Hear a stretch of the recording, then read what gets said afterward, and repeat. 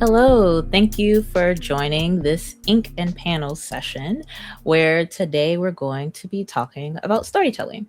My name is Bria Struthers, and I'm going to be moderating this conversation today with an amazing panelist who's going to be talking about their experience writing stories. But before we start, I'm going to pass it over to Morgan, who is going to introduce himself and also their work. So, Morgan, do you want to tell folks about yourself?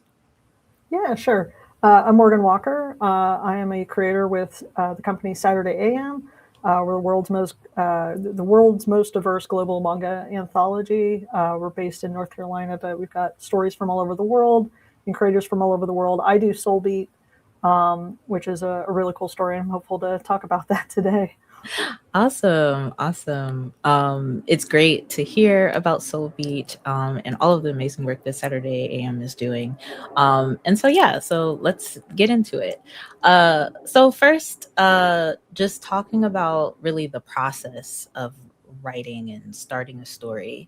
When you've started out a new story, whether it's Soul Beat or something else, what aspect of that story comes to mind first when you have the idea? What's kind of like been the order of the process when you're creating a story? Soul Beat's a bit of an outlier. So I guess generally speaking, there's always been a couple short stories that I've had an interest in writing. I've not produced anything for them, but sometimes it just comes from asking a certain type of question or thinking of a particular scenario that, oh, that sounds kind of interesting, almost like it's got a bit of a hook to it.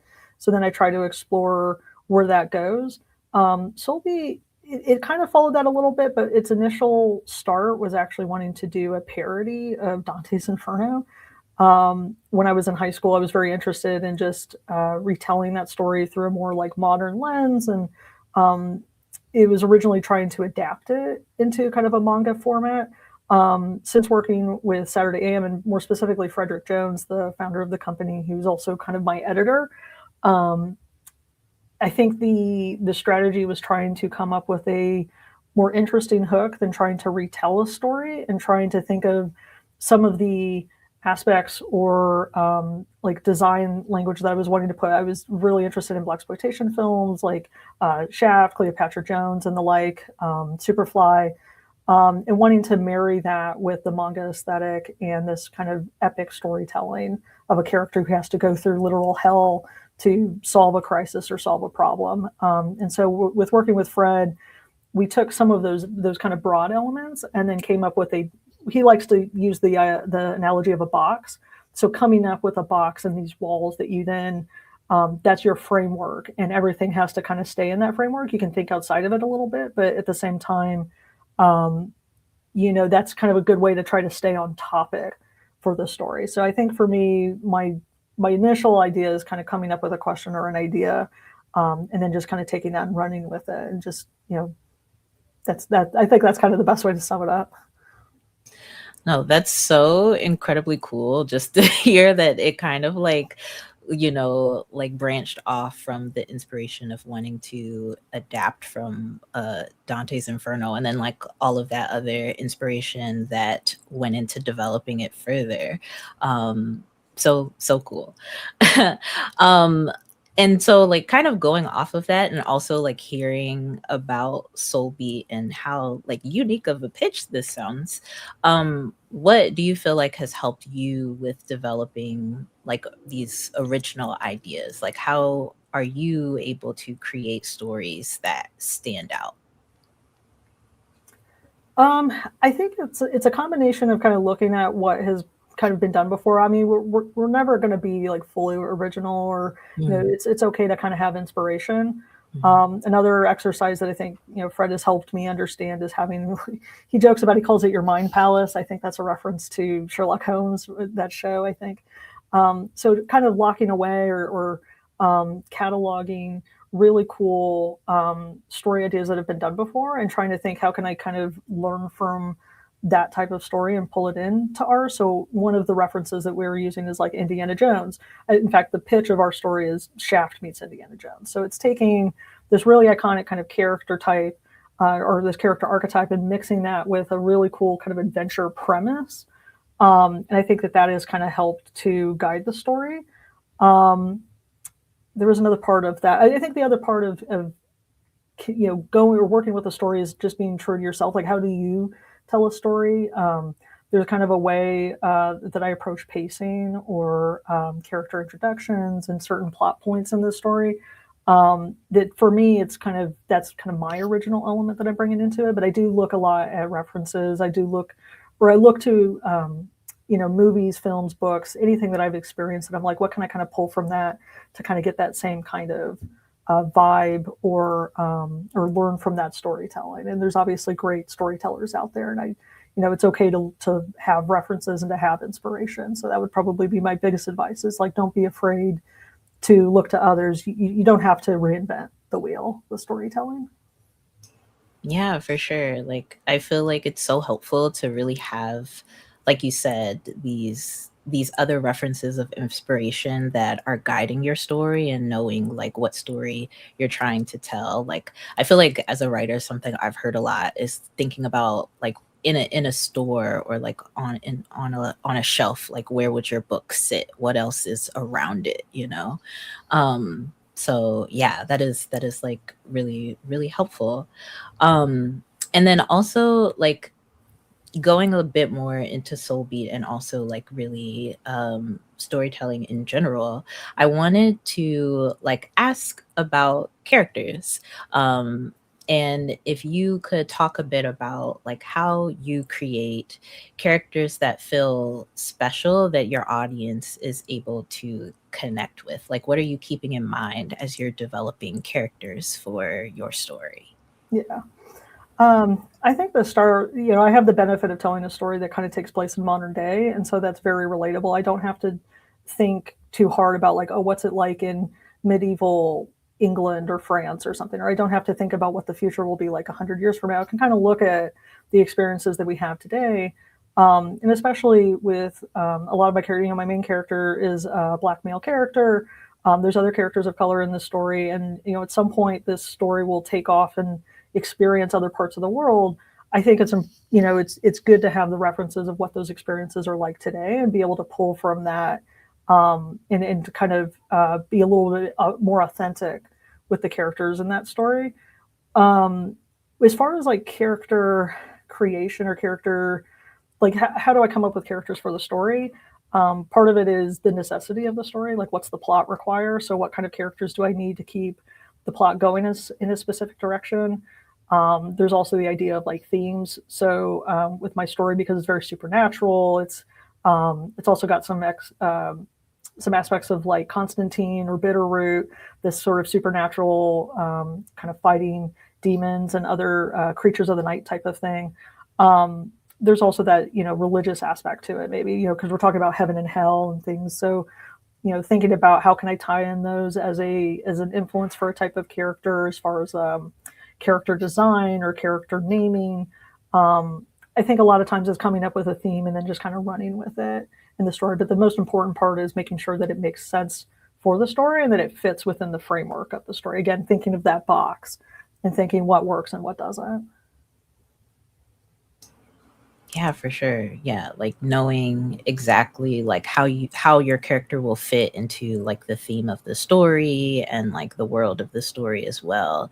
Well, is definitely helpful for, knowing exactly like who's driving that story too. Yeah.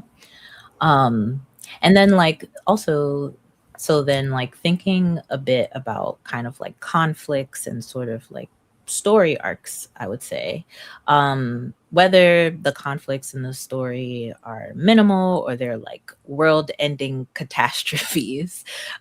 Could you talk about how you organize your narrative arcs in your work, when you're like creating a conflict or a journey? Yeah. How do you figure out how to get from like the starting point to the finish line of that?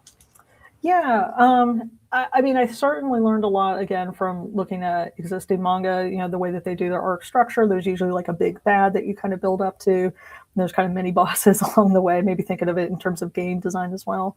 But there's also a business aspect that I don't think a lot of people take into account. And again, Fred, I got to give him credit. You're going to hear his name come up a lot. He's not just my editor; he's my mentor as well. He also tries to uh, hammer home the idea that like your story may not make it to volume 30, it may not even make it to volume 3. So you kind of need to think almost in the short term, but at the same time make it as compelling and as impactful as possible. So even if you have a villain that maybe it's going to be your main villain, we've actually seen this with, I think it was something Exorcist Kyoshi is an ongoing Shonen Jump series. It was built up as this main character who was going to be the main villain, and because it started to rise in popularity, they're like, "Oh no, there's actually more villains after this." Like they kind of threw a curveball at the readers. So there's no telling that if your story could actually take off. But I think people, you can be realistic, and that's what we're trying to do with Soulbeat as well. Is okay, we have kind of a main villain.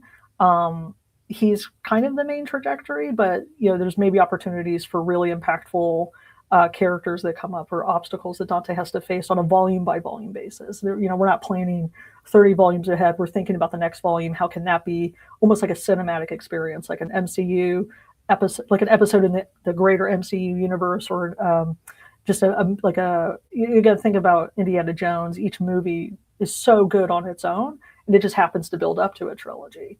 But I think it'll depend on the quality and the success of Soulbeat in the long term. But we're kind of thinking short term at the moment. Yeah, yeah, for sure.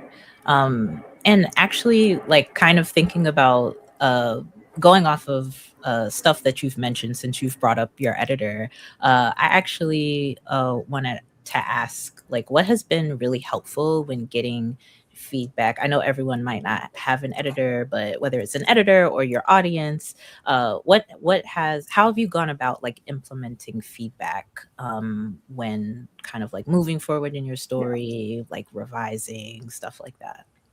Um, I'm probably not the easiest creator to work with. Fred would probably tell you that. I'm very bullish and what I want to try to implement with Solvi. Sometimes he and I have different ideas again, like of the pacing or how I want to introduce certain concepts. He's very rapid fire, fast paced. He's like, get to the action, get to this sooner. For me, I'm like, well, no, logically, we got to build up to it. I kind of want to take my time.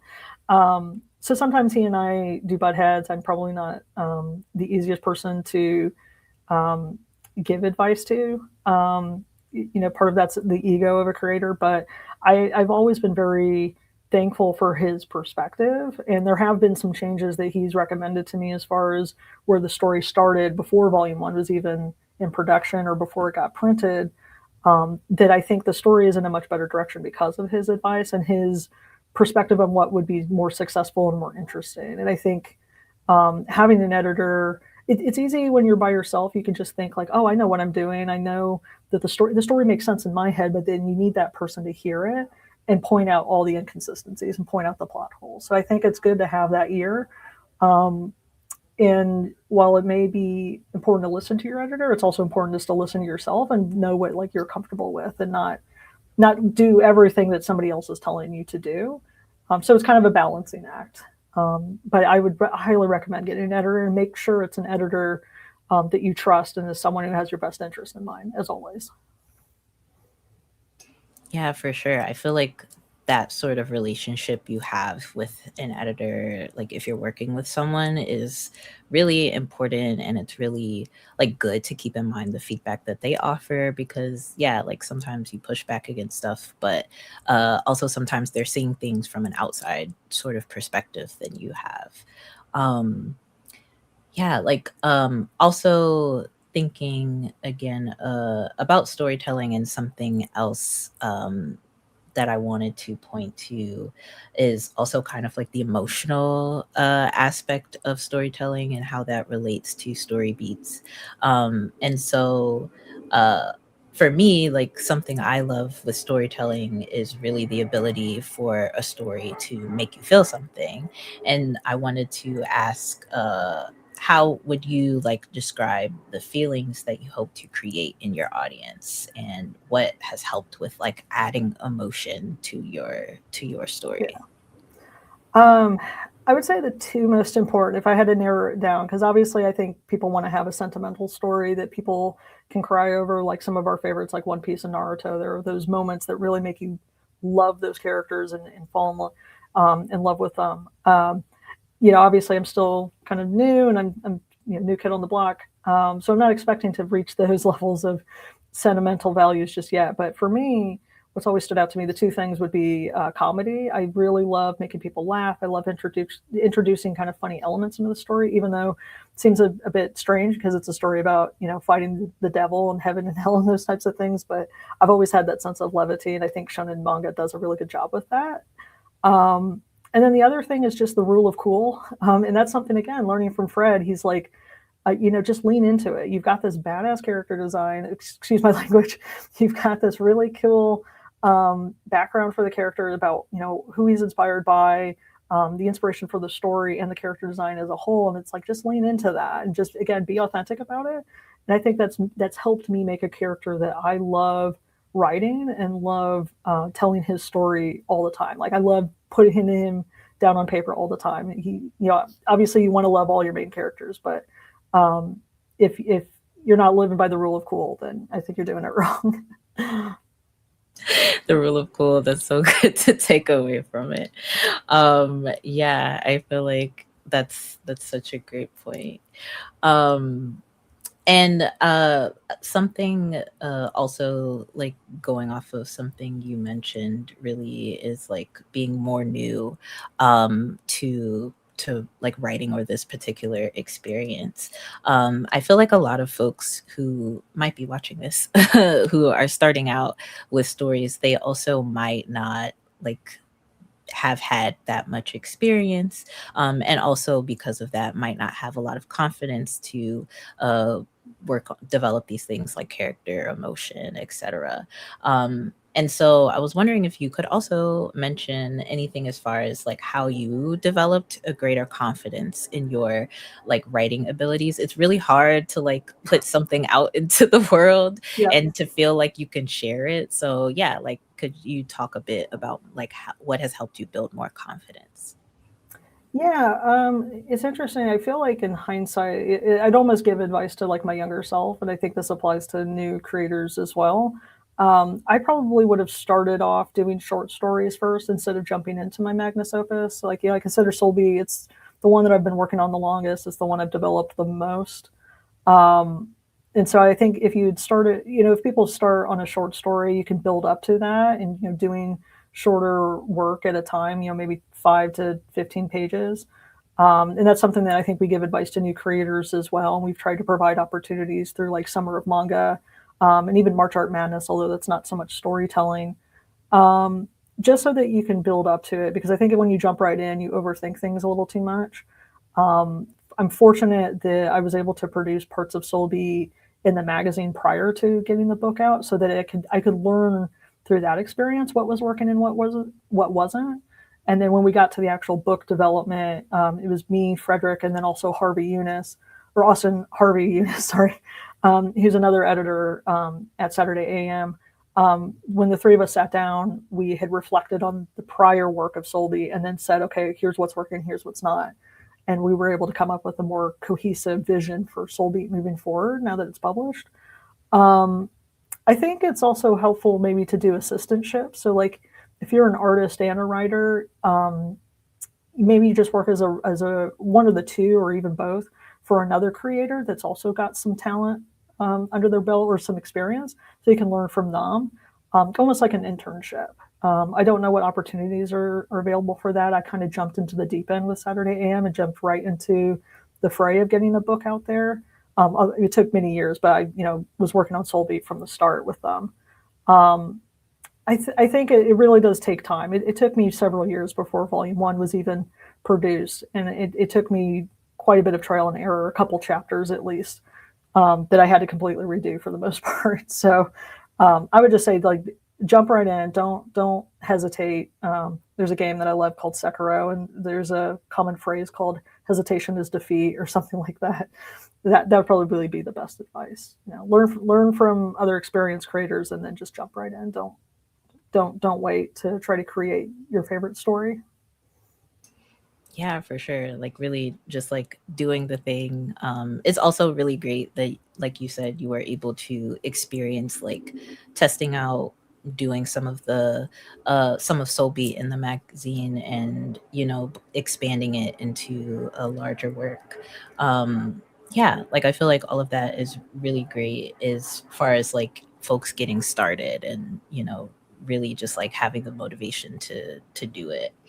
um and a few coming up to a few final questions.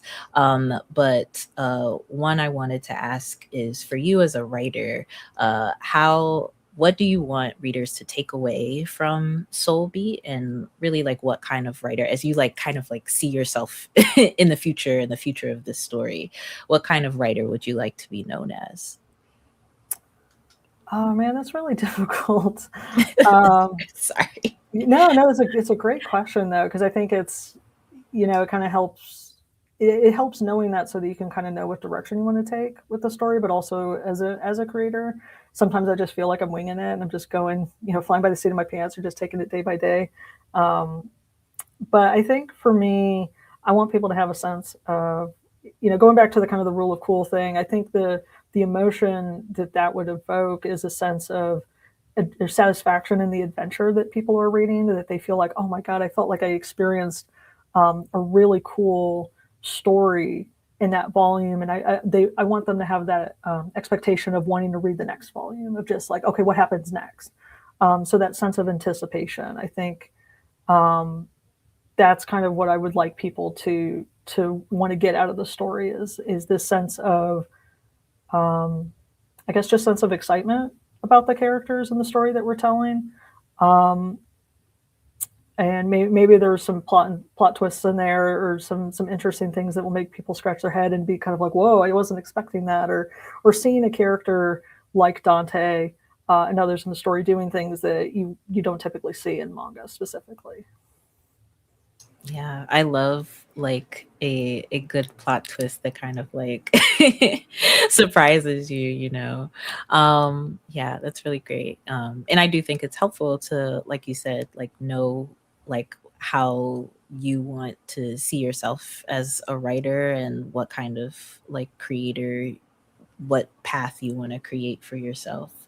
And you've already mentioned this a lot, but in a sort of final question, is there any other sort of advice that you would give for someone starting out with their first story, especially perhaps like if it's someone who's starting with their first like comic or manga related thing, working in a more sequential art space? Yeah, I think it goes back to do short stories. Try to tell as try not to think of a big story. So, like going back to the idea of the short stories that I'd had before, sometimes it's just thinking of a small scenario. Um, Maybe it's think of like Junji Ito, or like the Twilight Zone. Just thinking of an interesting scenario that, like, oh, there's kind of a twist at the end of that. Those are really, it's kind of like a short form.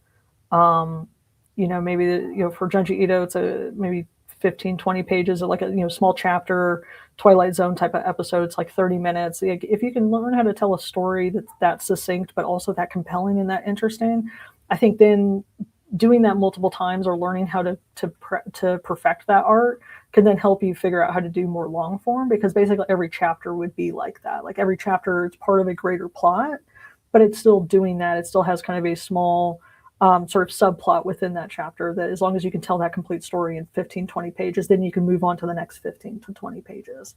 Um, but I think starting with a short story that has a complete beginning, middle, end, doesn't have a continuation, that can help you kind of build that experience, would probably be my best advice for a new creator wanting to get into a longer story.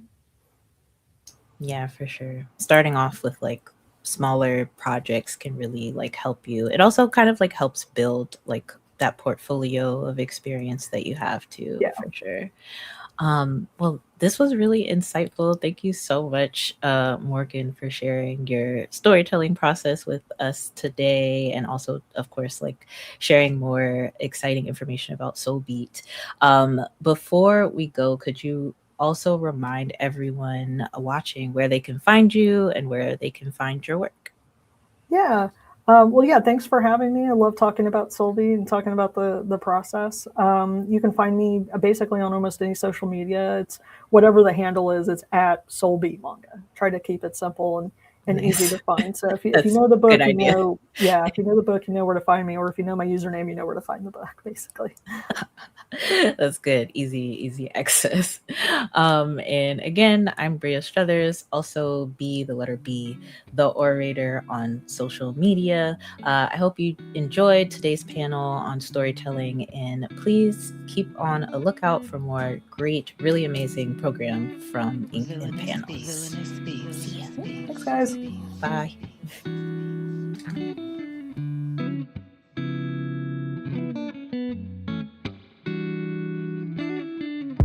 It doesn't overwhelm the reader, it doesn't do too much, and it's something that with each installment of the series, you kind of see the world expand and expand and expand and expand. I implemented some of the more traditional comic book strip writing in with it to make it easier for the artist to understand.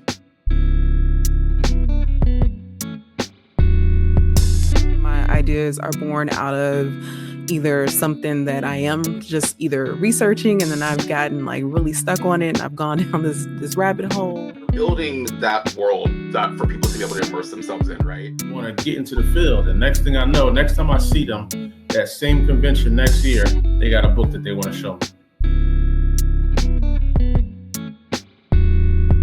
And so I think the big thing about us was we were on the same page about how we wanted to do it and how we could do it effectively, and it just worked for us.